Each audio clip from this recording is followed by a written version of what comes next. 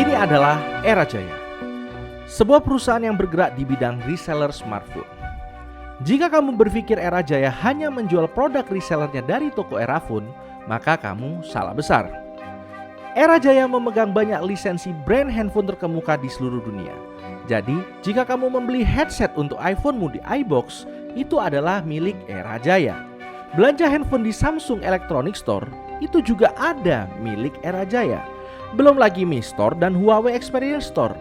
Ya kayaknya cuma Oppo yang nggak ada. Ditambah lagi Era Jaya juga memiliki hampir seluruh bisnis di dalam ekosistem ini, seperti kaca tempered glass, jasa servis, asuransi, lelang handphone, semuanya Era Jaya punya. Apalagi bisnisnya udah mencakup Singapura dan Malaysia juga. Lalu kok kayaknya besar banget ya bisnis Era Jaya? Wait, mungkin kamu akan kaget dengar yang ini, karena brand Era Jaya mungkin lebih besar dari yang kamu bayangkan. Sekarang Era Jaya sedang rajin-rajinnya buat perusahaan atau invest di perusahaan di luar bisnis utamanya. Percaya atau tidak, Era Jaya ada juga bisnis roti, fashion sport, kesehatan, kecantikan, sampai makanan sushi-sushian juga dia punya sahamnya. Belum lagi 2 joint venture terbaru mereka di tahun ini, Era Blue dan Grand Lucky. Mungkin tinggal nunggu waktu aja sampai Era ikutan terjun ke dunia bisnis e-sport. Meskipun demikian, justru disinilah saya melihat masalahnya mungkin akan dimulai.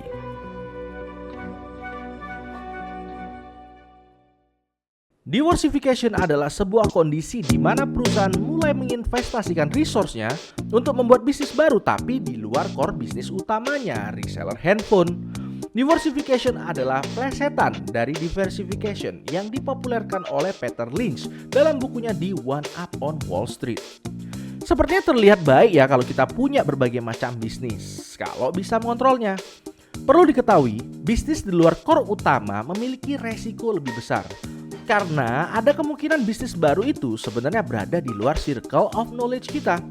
Artinya bisnis baru tadi bisa saja overpriced atau bahkan fail alias merugi. Jadi bukannya diversifikasi tapi malah diworsifikasi. Lalu bagaimana dengan Era Jaya? Ya, well, kita lihat bisnis-bisnis lain Era Jaya di LK tampaknya lumayan baik ya. Contohnya seperti Sushi Tei. Tapi kalau kita lihat yang lain seperti JD Fashion, bisnisnya belum untung bro. Mungkin karena masih tahun pertama, tapi tetap aja potensi ini terus merugi itu ada. Lalu bagaimana dengan Paris Baguette? Sorry ya kalau pengucapannya salah. Kemudian Era Blue dan Grand Lucky. Ya kita lihat di tahun depan ya, karena di LK terbaru FY 2021 masih belum kelihatan. Semoga sih bukan diversification ya, dan juga tenang aja, pendapatan Era Jaya terbesar masih dari penjualan handphonenya kok. Jadi ini belum terlalu signifikan. Tapi yang jadi pertanyaan utamanya justru, mengapa Era Jaya try hard banget diversifikasi? Mengapa nggak fokus jualan handphone aja?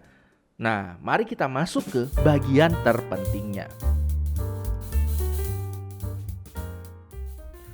Di atas kertas, saya yakin hampir semua orang sepakat jika bisnis yang berkaitan dengan internet akan terus berkembang ke depannya, termasuk jualan smartphone. Tapi ada yang dinamakan dengan maturity industry, di mana industri udah mulai agak seret nih menjual produk yang sama. Belum lagi secara penelitian menunjukkan bahwa rata-rata masyarakat ganti handphone itu ada di rentang 2,5 tahun sekali.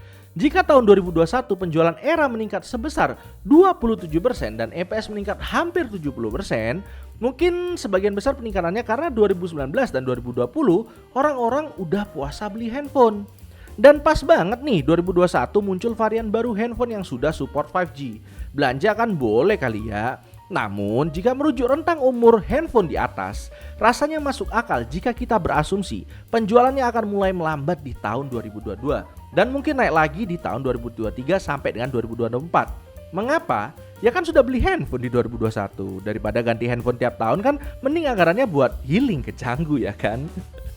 Dan ini bukan asumsi sembarangan loh, karena sudah mulai kelihatan buktinya dari data kepemilikan smartphone yang turun sebesar 2,2% YoY di bulan Februari 2022. Setidaknya sampai bulan Februari 2022 penjualan handphone sudah kelihatan mulai menurun tidak sebanding dengan pertumbuhan populasi.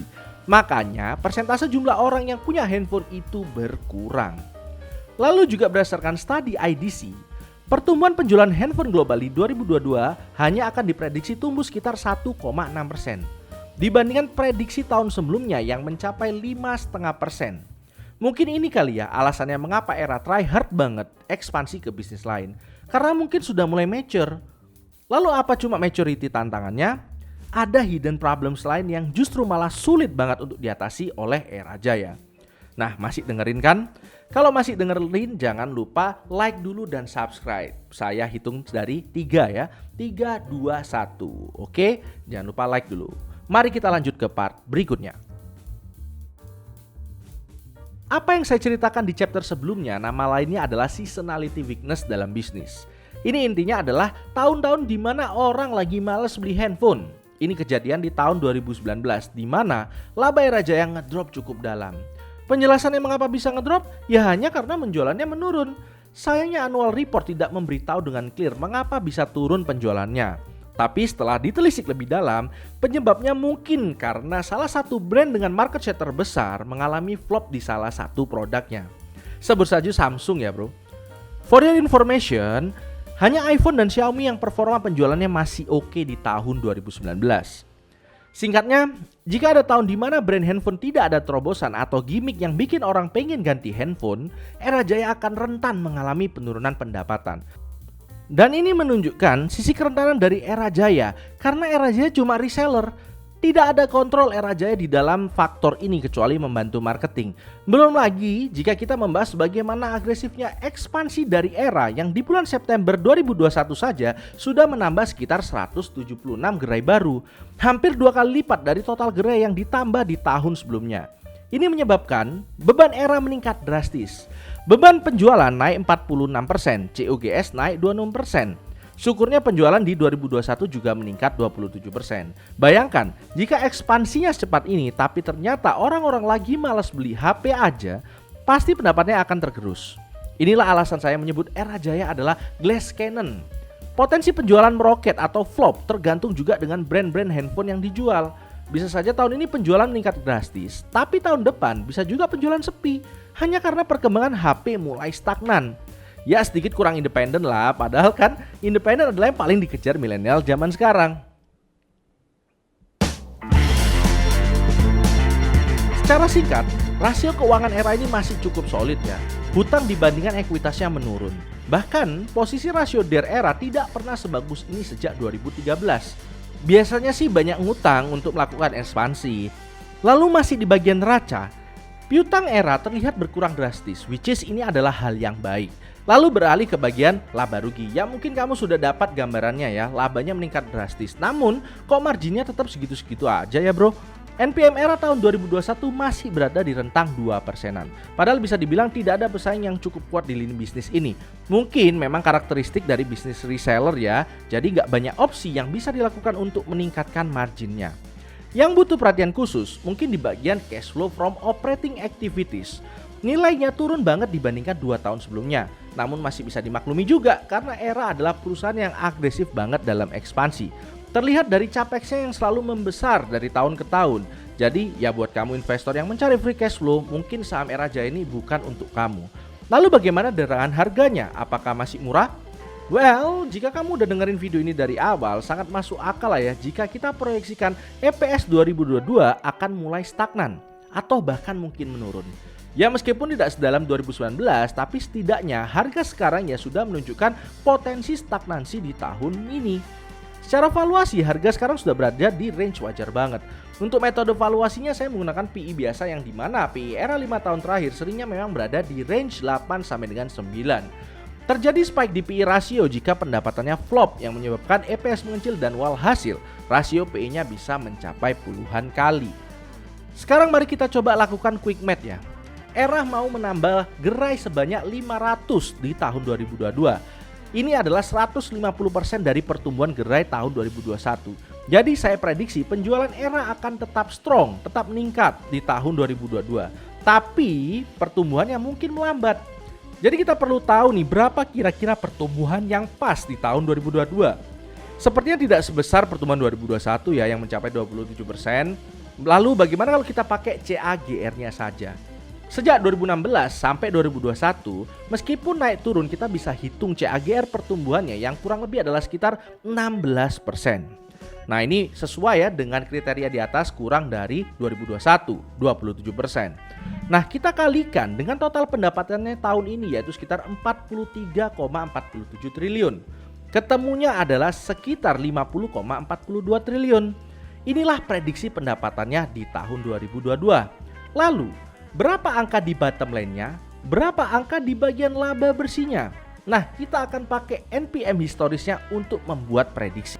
Secara historis, angka GPM, OPM, dan NPM dari ERA itu sudah sangat pakem banget.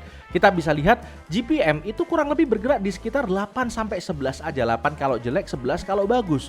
OPM-nya juga bergerak di situ-situ aja, kurang lebih sekitar 2-4. NPM-nya itu juga bergerak masih di situ-situ aja, antara 1-2,6. Nah, 2,6 ini adalah angka bagusnya. 2018 dan 2021 ini 2,6. Nah, sekarang kita akan coba buat asumsi. Jika penurunan 2022 nanti itu bakal mirip jadi seperti 2020, maka NPM-nya adalah sekitar 2%. Di sini kita bisa tahu, dengan pendapatan yang kita prediksi adalah sekitar 50 triliun, maka laba bersihnya dengan NPM 2% adalah sekitar 1,008 triliun. Dan kalau kita bagikan dengan jumlah lembar saham yang beredar, maka ketemulah EPS sekitar 63,2. Sama seperti sekarang, tapi ingat ya, penjualannya ini meningkat. Jadi tetap terlihat akan seperti melambat meskipun EPS-nya sama. Nah, dengan EPS 63,2 kalau kita kalikan 8,5 itu ketemunya adalah di harga ya sekarang ini.